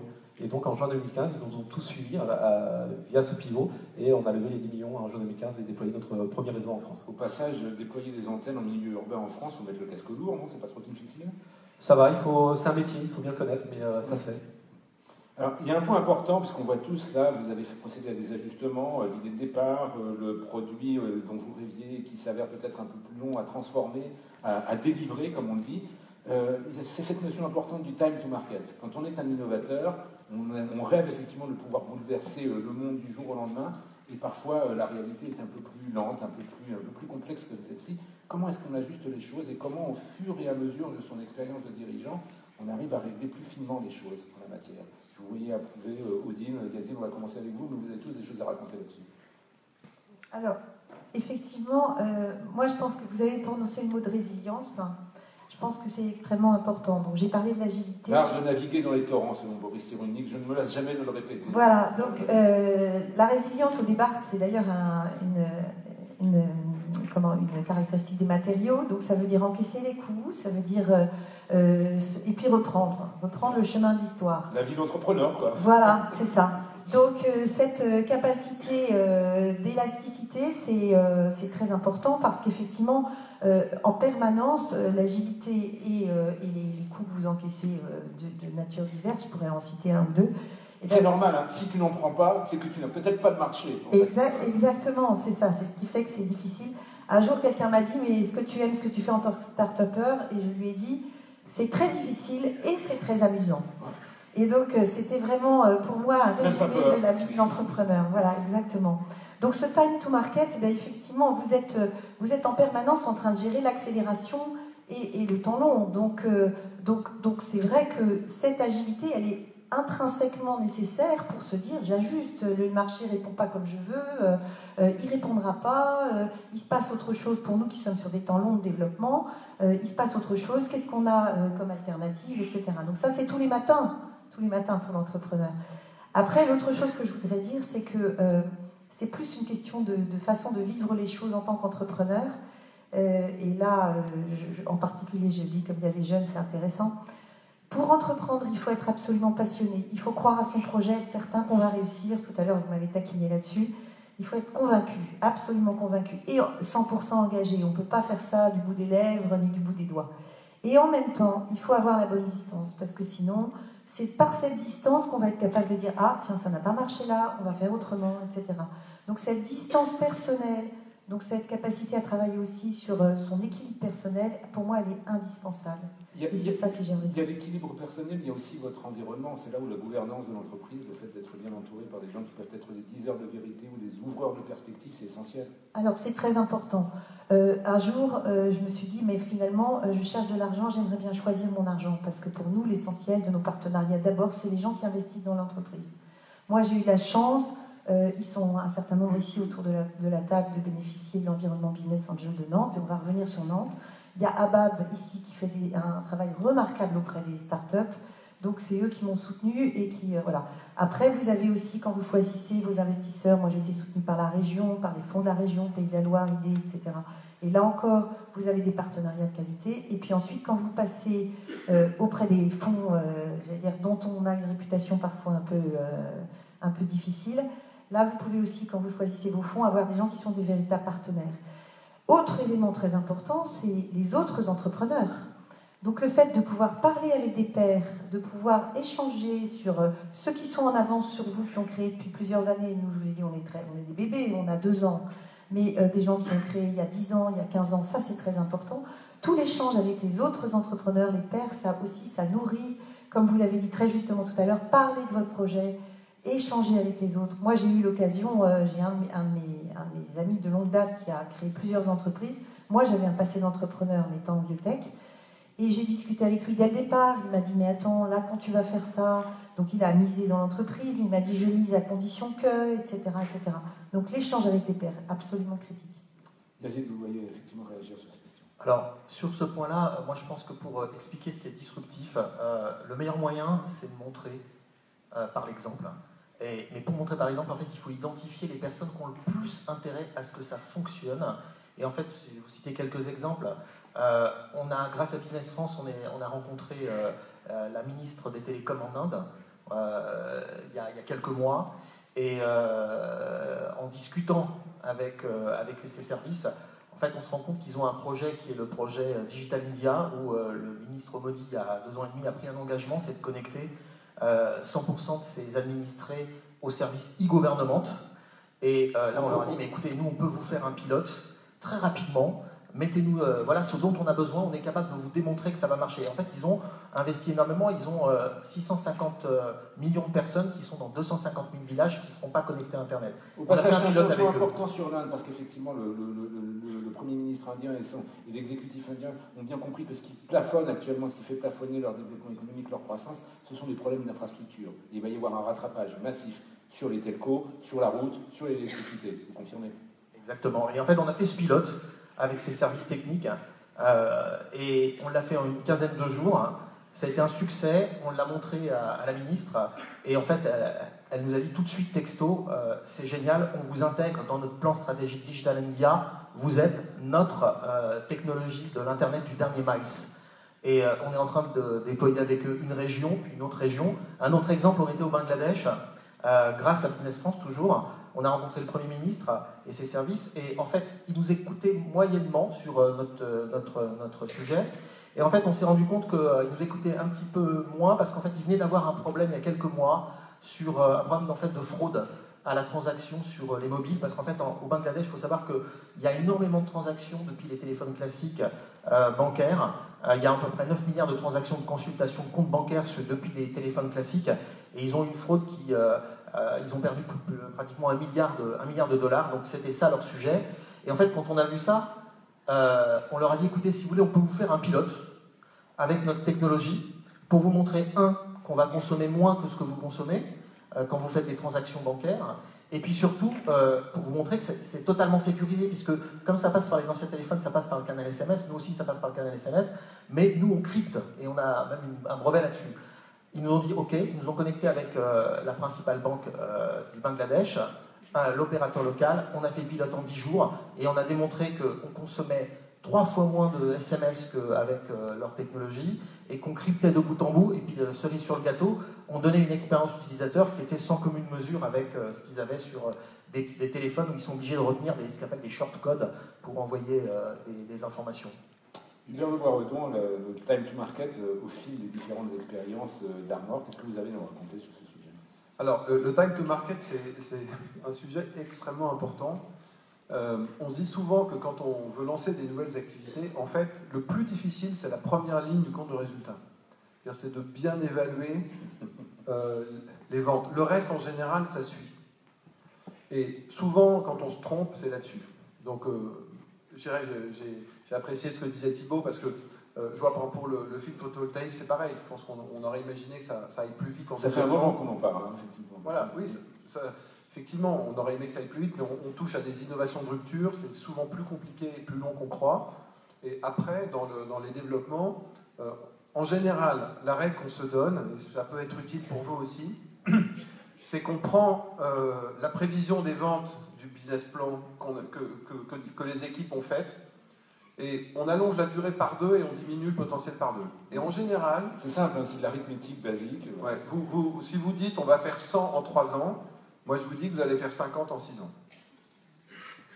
Et si ça tient, c'est que vous avez pas mal de chances de réussir. Si ça tient pas, c'est qu'il faut retravailler. Et souvent, la réalité est plus proche, je dirais en tout cas de ça, au départ. Après, quand le business a fait ses preuves et qu'il est complètement affiné, ajusté, les coûts sont bons, on est exactement, en général, ça part assez vite. Mais il faut souvent faire attention au départ. Alors nous, Odile parlait d'agilité tout à l'heure, ce qu'on a essayé de faire pour pallier ce risque, c'est, quand on fait un investissement, c'est d'imaginer qu'il puisse servir pas pour une seule innovation, mais pour 2 ou 3. Je vais vous donner un exemple. On avait ici une machine d'induction sur film mince qui est spécialisée pour le film photovoltaïque, qui est hyper sophistiquée. Bon, ben on se dit en même temps, on a créé une nouvelle activité chez Armor, une nouvelle start-up, qui consiste à faire des films industriels sur mesure pour des nouveaux types d'applications. Et par exemple, les objets connectés. C'est-à-dire qu'on a fait un partenariat avec une start-up californienne qui va faire des bracelets connectés hyper minces pour se connecter parfaitement à la peau, mieux que les bracelets qui existent, pour transmettre par Bluetooth des informations qui permettent de transmettre des sensations. Alors ça s'appelle haptique, c'est un peu compliqué, mais sensoriel. Si vous voulez, qui fait que vous avez votre téléphone dans votre valise là au bout et vous allez sentir une petite vibration sur votre bras quand vous allez recevoir un SMS ou quelque chose, parce que ça avec 400 mails par jour, je n'en veux pas de votre montre. Comment? Avec 400 mails par jour, non, je ne veux pas de votre livre. Non, mais par exemple, si c'est la personne que vous préférez qui vous appelle, par exemple, bon, à ce moment-là... D'accord, si ça peut être sélectif, voilà, ça peut être sélectif.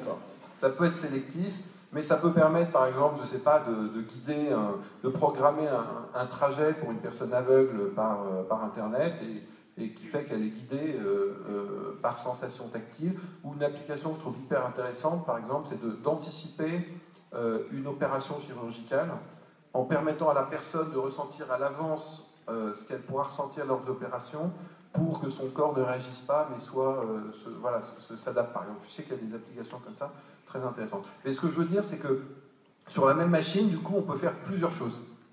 Et également, on a innové pour faire des films qui améliorent la performance des batteries électriques, donc le film iSafe, ce qui fait que si une prend un peu de retard, on peut relayer par l'autre, et à ce moment-là, on diminue notre risque. Alors, avant de retrouver Axel Locher pour partager une autre expérience, pour rebondir sur ce qu'évoquait Yazid tout à l'heure, vous avez mentionné à deux reprises Business France, vous avez mentionné les uns et les autres la qualité de l'écosystème, des soutiens, des apports d'idées, de solutions que vous avez pu trouver dans votre écosystème. Si vous avez un nom peut-être d'aide qui a été particulièrement précieuse, que ce soit pour votre développement à l'international, un organisme qui a changé votre vie ou qui parfois vous a sauvé la mise, puisque ça fait partie aussi de la vie d'entrepreneur. Si vous deviez en citer quelques minutes, quel serait-il? On commence peut-être avec vous, Thibaut. Alors, nous, on nous a des fois reproché de frapper à toutes les portes chez Villain, parce qu'on a été accompagné par Réseau Entreprendre pendant un moment, Initiative Nantes, par l'incubateur de l'ENSIA, d'HEC, de Centrale, par Atlampol aussi, C'est là où on voit la richesse particulière de ce que l'on trouve ici. Voilà. Ouais, et à chaque fois, on a trouvé quelque chose de différent. C'est-à-dire que Business France, par exemple, il nous aide pour aller au CES de Las Vegas, et puis là, on est à Singapour la semaine prochaine. Il y a quelqu'un de la CCI qui est chez nous cet après-midi, parce qu'on est en train de recruter un VIE pour Londres. Donc on a chaque fois trouvé quelque chose d'hyper intéressant, et puis moi je suis primo-entrepreneur comme mes deux associés, et donc le fait de ne pas avoir créé de boîte avant, quelque part, c'est un peu anxiogène aussi. Il en faut une première à chaque fois, vous savez. Exactement. Et je pense que il y a deux structures d'accompagnement, je pense, qui ont vraiment changé notre vie, à mon avis, au début, quand on est arrivé. Moi je suis arrivé à Nantes, en fait, je connaissais personne. Je suis arrivé à fin 2012. Et le fait de rencontrer, d'être fléché vers la cantine, ça nous a permis d'intégrer un programme qui s'appelait Startup Factory à l'époque, et en 6 mois de connaître tous les gens qu'il fallait connaître avant. Ça, c'est le premier point. Et le deuxième, on a été hébergé. Alors, au départ, quand on a créé l'entreprise, le stock était dans mon garage, et j'avais un bureau dans ma chambre. Et donc, les garages, ça fait partie des légendes. Voilà, alors c'est un peu cliché, mais sur les premières photos sur Presse Océan, je crois qu'il y a mon chat qui est en arrière-plan. Enfin, mais on commence comme ça. Vous avez fait un photobombe, le chat. Et Audencia, en fait, l'incubateur d'Audencia, nous a rapidement ouvert leurs portes pour nous héberger, nous permettre d'accueillir les premières personnes de l'équipe et d'être en synergie. Je pense que c'est hyper important de ne pas être seul, d'être dans le même open space que d'autres entrepreneurs, et de partager sur les galères, sur les choses qui allaient bien. Et ça, c'est hyper important de ne pas être seul quand on démarre. Cyril, qui vous a aidé en particulier? Alors, un coup de pouce Au tout départ, l'incubateur Angers Technopole, associé à Angers Amorçage, nous a permis d'avoir une première référence. C'est aussi pour ça que je vais vous donner la parole à vous, parce qu'à Angers aussi, il y a un écosystème. Il y a un écosystème d'incubation, d'amorçage. Et ces 2 premiers éléments ont permis d'accéder de façon sécurisée et de rendre confiante la BPI, qui ensuite a pris le relais et qui nous a permis ensuite d'aller chercher des investisseurs comme Ouest Croissance, BNP Paribas, etc. Enfin, on parle de BPI France, mais quand même. C'est un acteur important, et le concours de l'innovation de la BPI, anciennement le concours associé à l'OSEO, permet de belles choses et permet de gagner en crédibilité et avoir des beaux labels. Au passage, ils sont très très branchés sur l'international aussi. Pedro Novo, le patron de l'international de BPI France, qui est un compagnon de route, est passionné par l'Afrique. Il a coutume de dire la France, l'écosystème français a raté l'Asie. Il n'est pas question qu'on rate l'Afrique. Donc là, vous trouvez aussi des relais si vos projets d'entreprise vous orientent vers cet énorme potentiel du marché africain, des marchés africains qui, pour un certain nombre d'entre eux, sont en plein décollage. 80% encore de notre chiffre d'affaires se fait en Afrique. Voilà. Et ça n'est sans doute que le début. Yazid, une aide particulièrement marquante. Clairement, c'est Business France, qu'on considère même faisant partie de l'aventure. Pour un board global comme vous, c'était évident. Ils nous ont emmenés, on a fait des rencontres improbables avec les ministres, des présidents dans plein de pays du monde. Je parlais de l'Inde, du Bangladesh, mais au Vietnam également et dans d'autres pays. Et on les considère vraiment, on a une proximité, on considère leurs équipes vraiment comme faisant partie intégrante de Bibrand. Et il y a quelques semaines, on a même gagné le trophée international du numérique de l'année de Business France. Voilà. Excusez du peu. Voilà. Odile, vous avez déjà évoqué plusieurs de ces relais, mais je crois que c'est important effectivement de montrer qu'elle est multidimensionnelle en fin de compte. Oui, moi je vais, au-delà de ce que j'ai déjà dit, je pense que ce qui a été très important pour Xenotera, ça a été bien sûr d'être incubé. On a un pôle de compétitivité en biologie à Nantes, donc ça c'est très important, et la BPI. Et moi je voudrais souligner, parce qu'à la BPI ici à Nantes, on a une équipe remarquable qui fait très bien son travail. Et alors, il se trouve qu'ils connaissent bien les biotech, donc ils nous soutiennent activement, ils nous encouragent, c'est très important. Ils ne connaissent pas que les biotech, parce que voilà, je suis dans l'accompagnement des PME et des ETI depuis assez longtemps pour avoir croisé bon nombre des professionnels qui font des équipes de la BPI, déjà du temps de l'OSEO, déjà du temps de la BDPME.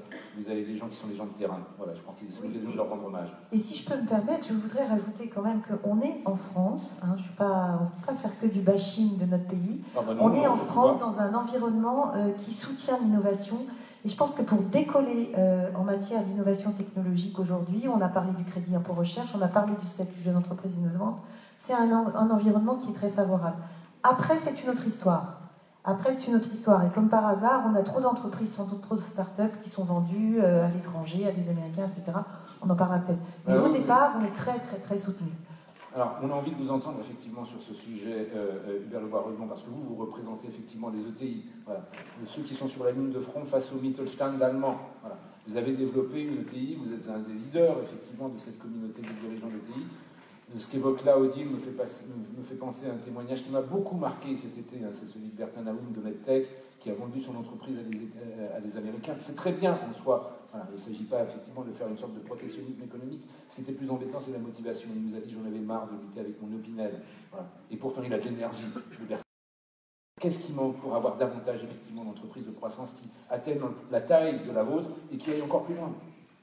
Oui, je crois que c'est un enjeu, notamment en France, qui soit leader mondial. La chasse en meute qui est une spécialité allemande. Voilà. Mais c'est vrai que vous disiez, et après c'est une autre histoire, c'est-à-dire que ce qui manque souvent, c'est que quand on a commencé à réussir, il faut beaucoup d'investissement pour passer de commencer à réussir à leader. Et c'est là où il y aurait tout intérêt à ce qu'il y ait des développements de partenariats beaucoup plus grands entre les grands groupes et les ETI et les PME. Je pense aussi que les régions ont un rôle. Enfin, j'en profite, je rends hommage à la région Pays de la Loire qui nous a soutenus dans notre projet, notamment photovoltaïque. Mais j'allais dire, par rapport à un potentiel concurrent allemand qui est en train d'arriver, ce qu'on reçoit en appui est en général 5 à 8 fois moins que ce qu'eux reçoivent. C'est-à-dire que les appuis à l'innovation, notamment en Allemagne, par exemple, sont beaucoup, beaucoup plus importants que ce qu'on peut avoir en France. Voilà. Aux États-Unis, c'est pas mal non plus. Hein, voilà. Donc moi, je plaide pour qu'il y ait il faut qu'il y ait une vraie... et là, on peut employer le mot, je dirais, une vraie volonté politique de se dire, allez, arrêtons de ne plus croire en l'industrie en France, notamment. L'industrie en France, elle a des potentiels extrêmement importants si on s'associe, si on crée, si on motive notamment les grands groupes à soutenir les startups, les PME, les ETI pour qu'on réussisse ensemble. Au passage, je vous signale juste, on est en train de donner des en coulisses, on va aussi faire de la navigation dans les torrents. La technologie ne nous permet pas visiblement d'établir la connexion avec Axel Blocher. Yazid, Cyril, il faudra peut-être que vous vous occupiez de ça, mais le Skype ne marche pas. Donc on va continuer notre débat entre nous, mais il est passionnant. Vous avez peut-être un marché, voilà, un client potentiel. J'entends tout à fait ce que vous dites, effectivement, Hubert. La force aussi, une des choses qui a été les plus spectaculaires dans l'évolution de l'écosystème français ces dernières années, depuis toutes ces années où on se croise, c'est la manière dont la communauté entrepreneuriale s'est quand même beaucoup resserrée, se serre les coudes. C'est important parce que vous l'avez évoqué très ponctuellement les uns et les autres, et de dire à ceux qui vont se lancer dans la carrière entrepreneuriale, non, t'es pas tout seul, parce que pour commencer, tu vas avoir des pairs entrepreneurs qui sont prêts à partager leur expérience avec toi. Racontez-nous ce qui se passe. Que vous faites, vous êtes engagé aussi là-dedans. Je pense que c'est clé. Ne restez pas seul, croyez en vous, mais trouvez des occasions de vous retrouver pour vous stimuler, pour vous encourager, pour vous challenger. Voilà, c'est comme ça que vos projets vont réussir. Et surtout, moi je crois que l'homme et la femme sont faits pour créer. Et je trouve qu'être entrepreneur, c'est une vocation extraordinaire. Il faut le dire et le redire. C'est l'occasion, je pense, un peu unique de pouvoir vivre, comme l'art d'ailleurs, comme d'autres choses, mais une unité de vie entre ce qu'on porte en soi et ce qu'on fait. Et je trouve qu'il y a tellement de personnes aujourd'hui qui sont tiraillées dans leur travail, qui sont angoissées parce qu'elles ne vivent pas, elles ne vivent pas dans leur travail ce que sont leurs aspirations, que en tant qu'entrepreneur, on a cette chance extraordinaire de pouvoir atteindre, en tout cas essayer d'atteindre cette étoile et de le vivre un petit peu. Donc rien que pour ça, je trouve que ça vaut vraiment la peine d'entreprendre. Les uns et les autres, vous êtes peut-être engagés plus particulièrement ou en phase avec un réseau plutôt que l'autre. Il ne s'agit pas de faire de la promotion pour l'un contre les autres, mais au contraire de partager la diversité de vos expériences. Où est-ce que vous trouvez justement ces partenaires de ping-pong, comme je dis toujours, Odile? Moi, je fais partie depuis plus de 15 ans d'un réseau d'entrepreneurs, de dirigeants qui s'appelle l'APM, Association Progrès du Management. Donc, ce sont des clubs de dirigeants qui se réunissent une fois par mois, à la fois pour écouter des experts qui leur apportent des innovations de tous ordres, stratégie, finance, etc. Et s'ouvrir au monde, réfléchir, avoir un coup d'avance, repérer les signaux faibles, etc. Donc, pour moi, c'est une ressource très, très importante. Yazid, Thibaut, Cyril, vous aussi? Comme on est dans une logique de se développer effectivement à l'international, en fait, ce dont on se rend compte, c'est que les réseaux ne fonctionnent pas de la même manière dans les autres parties du monde. Ah, c'est très interculturel, ça je vous confirme. Et, par exemple, si je prends un exemple que je connais bien, puisque je m'en occupe, c'est l'Afrique. En Afrique, en fait, ce qui est incroyable, c'est que quand vous allez dans un pays africain, en fait, il y a un réseau d'entrepreneurs, de geeks, d'influenceurs qui se connaissent tous entre eux, sans frontières en fait. Par exemple, si je prends Gilles Kounou, qui est la figure de proue du numérique au Bénin, que j'ai rencontré, qui est venu ici, qui a rencontré nos équipes. Ensuite, je suis parti, j'étais en Côte d'Ivoire la semaine dernière. Il est connu des influenceurs locaux. Au Sénégal, il y a Florent Youzan qui est connu. Il y a des gens qui sont connus au Nigeria aussi. Voilà. Et il faut rentrer dans ce réseau-là. Et à partir du moment où vous rentrez et que vous êtes accepté dans ce réseau-là, vous êtes très rapidement en fait connecté à un réseau qui est beaucoup plus vaste que celui d'un pays. Et c'est juste exceptionnel, hein, en tout cas pour l'Afrique. C'est puissant. Cyril. Il y a un autre réseau qui est en train d'émerger, et pour les startups, c'est exceptionnel, c'est toutes les thématiques French Tech, avec la labellisation French Tech. Et aujourd'hui, sur Angers, via la Wise Factory et via la thématique IoT et Manufacturing, ça permet d'être parmi toutes ces startups qui innovent, notamment dans les objets connectés. Et nous, c'est un vrai pôle de référence.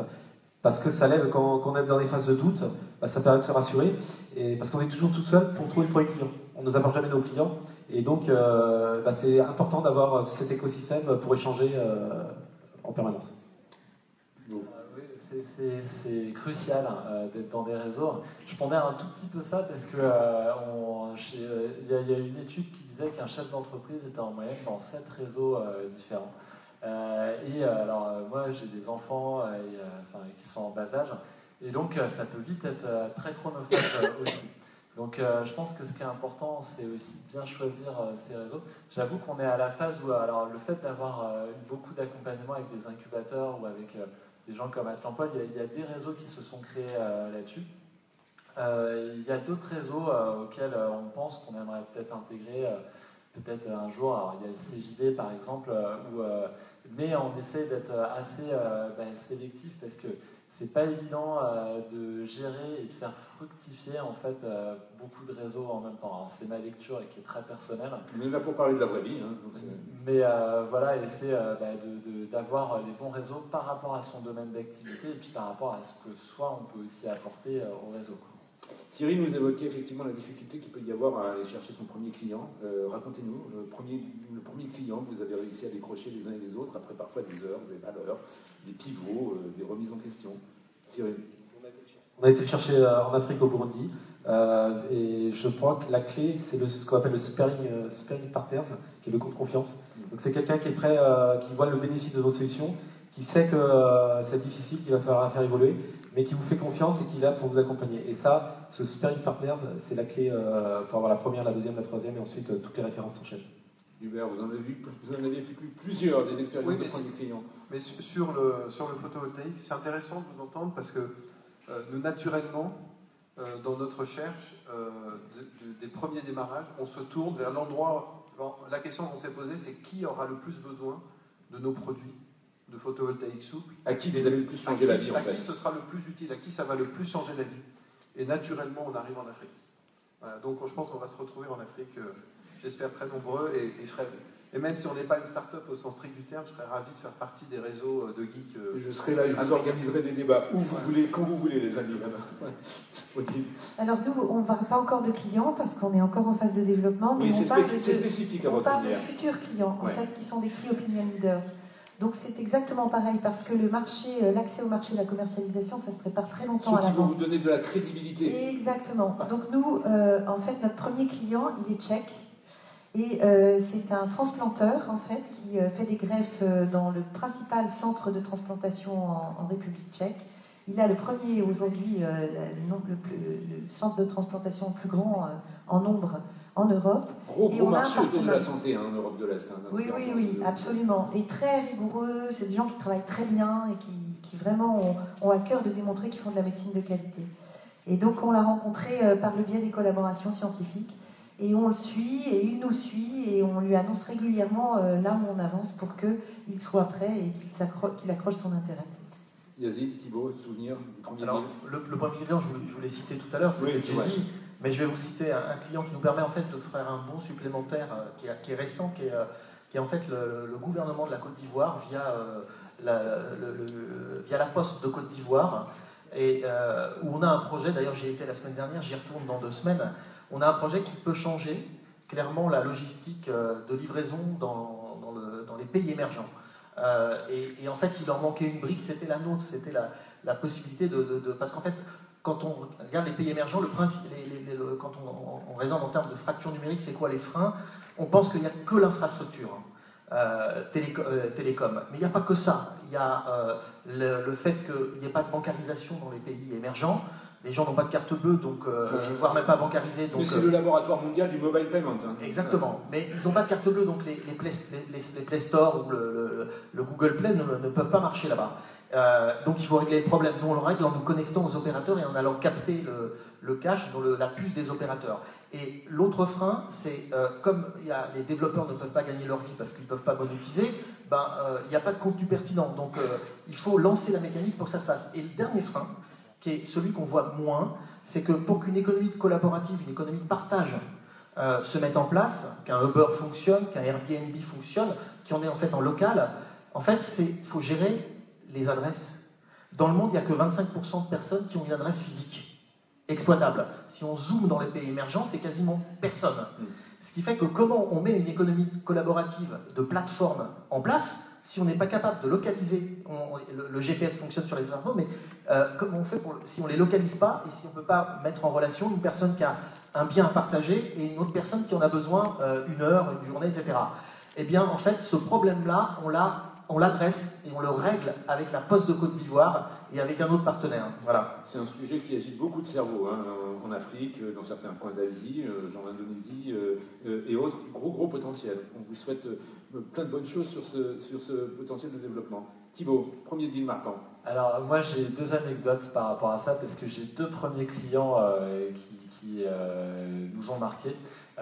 La première fois, on a démarré en décembre 2012, donc à commercialiser. Ça faisait 3 ans qu'on était cadre dans des grands groupes, un peu en forfait soir et week-end, en se disant qu'on allait d'abord trouver des clients, et puis quand on ferait du business, on pourrait quitter notre job, et puis ça ferait la transition, sauf que dans la vraie vie, ça ne marche pas comme ça. Parce que les clients, eux, voilà, ils n'ont pas les mêmes horaires de travail, ils ne sont pas forcément le soir et le week-end comme vous. Et donc on a démarré en décembre 2012, et on avait fait 2 études de marché. Et en fait, les gens qui nous avaient dit bah oui, j'achèterai, ne sont pas les gens qui nous ont acheté quand on a démarré. Donc c'est un peu le biais des fois d'être entrepreneur, jeune, un peu sympa. Qu'est-ce qu'ils sont décevants ces clients, hein, ouais, voilà, donc ça c'était un peu le premier truc. Donc on a eu des commandes, mais pas les personnes qu'on imaginait, pas à la hauteur qu'on imaginait. Mais on a appris plus en 3 mois d'exploitation en démarrant en décembre 2012 que les 3 premières années avant, avec des études de marché et du travail un peu en chambre. Ça, c'est le premier truc. Et il y a un deuxième événement qui m'a marqué. On a fait de l'equity crowdfunding, c'est-à-dire de proposer à des particuliers de rentrer au capital à partir de 2015. Et on s'est rendu compte qu'il y avait 2 types de clients. Il y a le client qui vous achète le produit, et il y a le client qui vous achète le produit et qui est investisseur. Et aujourd'hui, quand un client est content ou pas content, vous avez 9 chances sur 10 de ne pas le savoir, ou alors de le savoir sur des réseaux sociaux et pas forcément dans les formes qui vous intéressent, quoi. Alors qu'un client investisseur qui est content ou pas content, il va vous le dire. Alors après, il faut filtrer, il faut faire tout un tas de choses, mais ça a été un vrai déclic pour nous. On a 110 personnes dans la holding de participation, et c'est un laboratoire d'expérimentation justement pour tout ça, parce qu'ils sont assez intransigeants sur ce qui se passe, et ça fait du bien d'avoir ce type de feedback aussi. On approche du terme de ce débat, il nous reste 5-10 minutes, et je m'aperçois qu'on n'a pas parlé de vos concurrents, alors que forcément on est dans l'ère de l'hyper-compétition. Il y en a. Comment est-ce que vous faites en sorte de rester en veille sur les menaces qui peuvent émerger? Parce qu'on est vraiment dans le pays, c'est la métaphore de la Reine Rouge, il faut courir pour rester à sa place. Donc vous avez la solution de les adresser avec des coups de batte de baseball, mais ça ne suffit pas. Donc comment est-ce que vous gérez cette concurrence permanente? Thibaut, gardez la parole. Alors il y a 2 points aussi par rapport à ça. J'ai rencontré il y a 2 ou 3 ans une personne qui avait structuré un peu la même idée que nous, qui a démarré en même temps que nous et qui avait mis 1 million d'euros sur la table. Seulement ils avaient essayé de faire bien du premier coup et voilà, de travailler en chambre pendant trop longtemps, donc ça s'est jamais fait parce que la chaîne de valeur était trop compliquée. Bon, la phrase de MacArthur, les batailles perdues se résument en 2 mots, trop tard. Ouais, c'est ça, et ça rejoint le time to market. Après, les concurrents, On en a, alors ce qui est amusant, c'est qu'il n'y en a pas en France, mais il y a des gens qui s'intéressent aux vins au verre, qui font des armoires, donc qui sont italiens, pneumatiques pour les restaurants, en Chine avec une carafe qui permet de faire de l'aération variable, aux États-Unis avec un extracteur de vin d'une bouteille. Donc ils ne font pas la même chose que nous, pas aussi intégré, aussi instantané, mais c'est toujours une bonne nouvelle pour l'équipe. Parce qu'un concurrent, c'est une preuve de marché.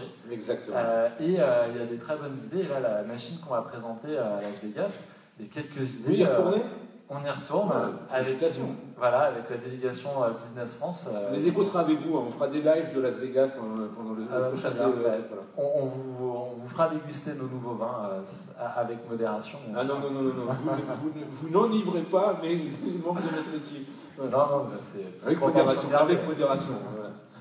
Mais donc, ce qui est à Las Vegas reste à Las Vegas, donc on vous laissera dire ça. Mais on est toujours à l'affût, et le fait d'avoir 110 investisseurs dans une holding, je peux vous dire que dès qu'il y a un Kickstarter qui se fait ou une innovation qui se fait dans le domaine du vin, dans la techno, ils nous font suivre les infos. Donc c'est une super entre guillemets antenne et des senseurs qui sont sur toute la planète, qui sont hyper intéressants. Vous avez votre officine d'intelligence économique intégrée. Voilà, c'est un peu ça. Formidable, remarquable. Yazid. En fait, nous on a la même logique, c'est-à-dire qu'on s'appuie en fait sur des capteurs que sont notre communauté finalement de développeurs à qui on offre notre technologie, qui sont un peu partout et qu'on est en train de nous déployer.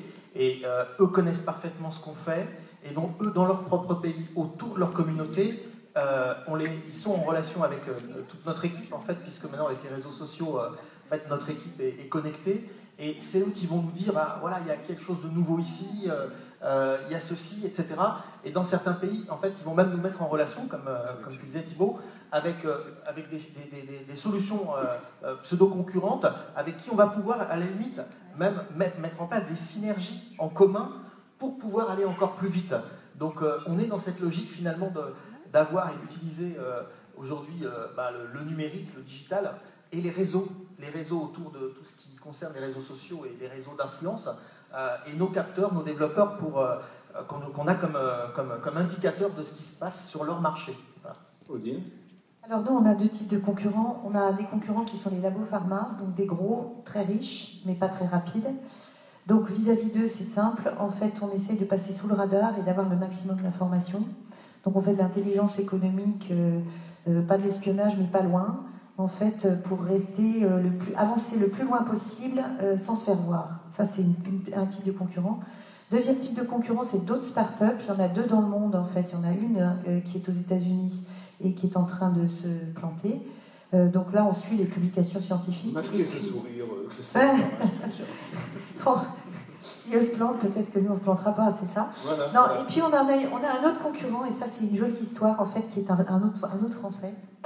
Et moi, je me suis dit, c'est trop bête. En fait, on va les tuer, hein, on sait que notre technologie est meilleure.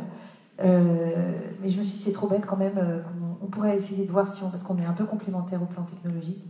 Et en fait, on a établi des ponts. Et on se dit qu'à nous deux, on pourrait quand même plutôt être dans la coopétition, coopération, compétition, plutôt que d'essayer de les tuer et d'aller plus vite, plus loin à deux et créer un champion européen, voire mondial. Superbe histoire, on adore ce genre d'histoire. Cyril Hubert. Le mieux, c'est de ne pas avoir concurrent. Donc, quand on est sur un marché, nous, on essaie d'avoir une identité unique qui fait que quand on va avoir un client, on est les seuls, même s'il y a des pseudo-concurrents, à être différenciants. Et ça n'a pas de prix. Et on essaie aussi, quand on fait de l'innovation, d'aller adresser des nouveaux marchés pour pouvoir avoir pas de pression sur les prix, pas de pression sur les références, pas de pression sur les concurrents. Et là, on peut déployer notre propre produit, notre propre innovation. Et vous, Hubert, parce que quand on est leader mondial, c'est la double peine en matière de compétition. Il y a ceux qu'il a fallu écarter et ceux qui veulent vous dessouder ensuite. Comment vous gérez ça? Je dirais que de fond, le principe, c'est la concurrence est une bonne nouvelle. Oui, on ne le répétera jamais assez. La concurrence est une bonne nouvelle parce que, pour différentes raisons. Si on est dans l'innovation pure, ça crédibilise notre concept, comme disait Thibaut. Et donc on se challenge, ça devient même un stimulant de management parce qu'on a une référence et on peut viser d'aller plus vite, mieux. Donc les équipes savent pourquoi on est ambitieux.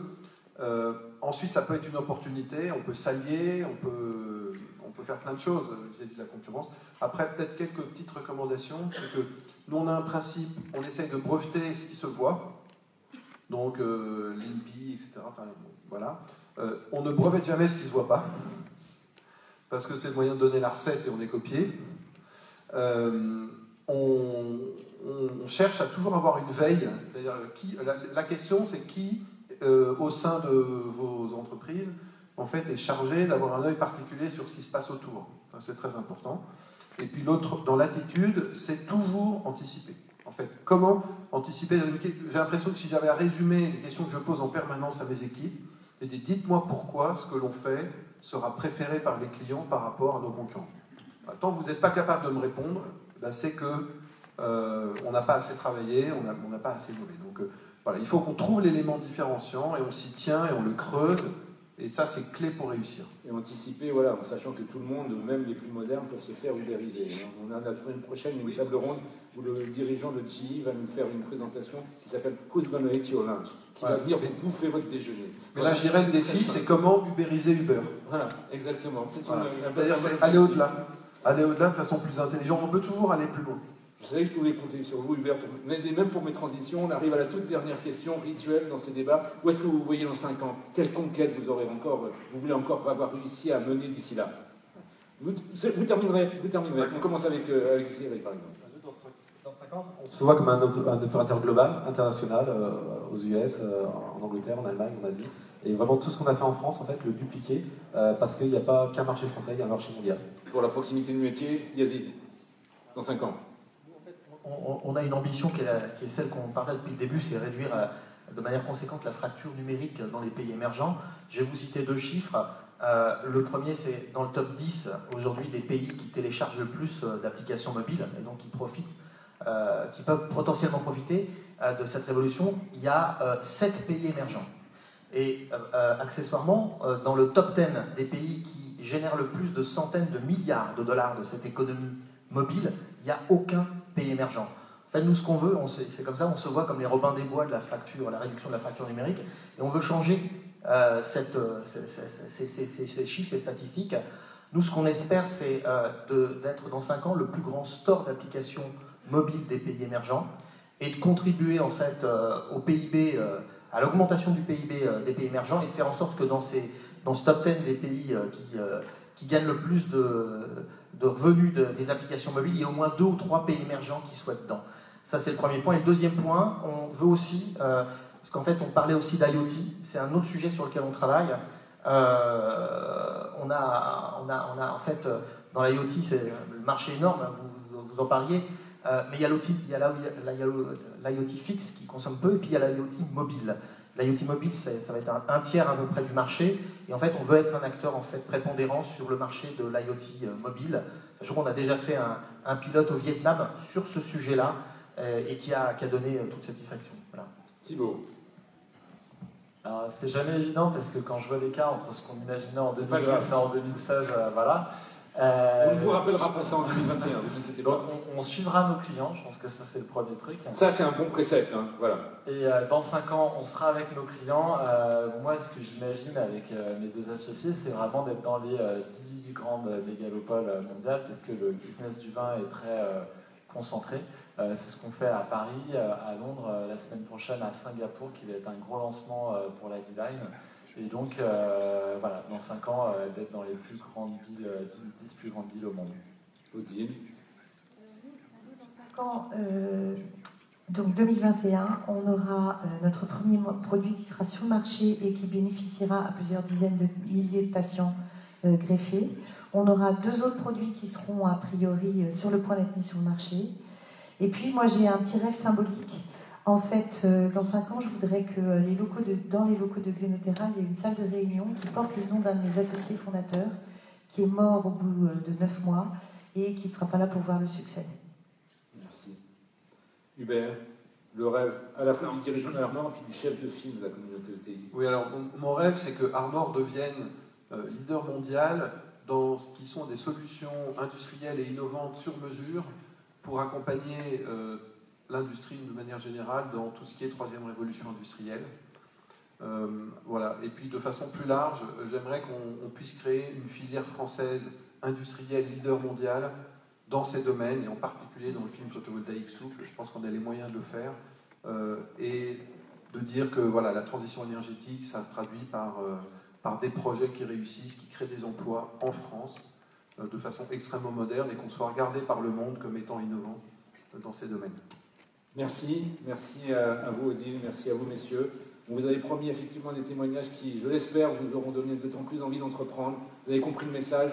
Entreprenez, si ça vous porte, vous serez bien entourés, vous serez bien accueillis. N'ayez pas peur de rêver en grand et ne laissez personne réfréner vos envies de conquérir le monde. Bon vent pour toutes vos entreprises, bonne journée au salon. À bientôt.